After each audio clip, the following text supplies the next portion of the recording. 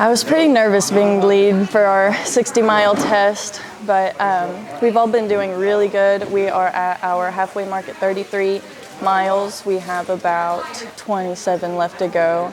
We do this test to make sure that we are prepared to do the ride in June, and it's just been a really great ride today despite all the rain that we've been having. But we've all been doing really good, keeping together and pushing each other really hard.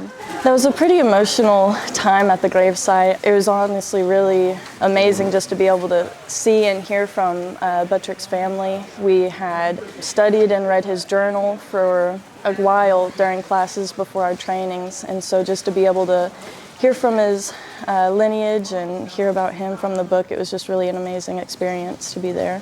I am actually related to 9 of the 11 other riders on the team, including our coordinator Will, and then I'm also descendant from Sequoia, Nancy Ward, Andrew Ross, and John Leake Springton.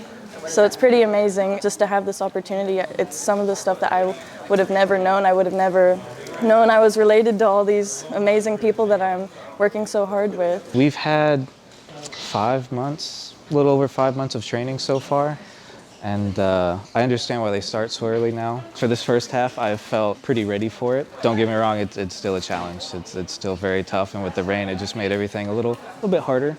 But yeah, all that preparation that we've been doing, all the work we've been putting in throughout the week, it pays off, and it's definitely paying off for everyone today.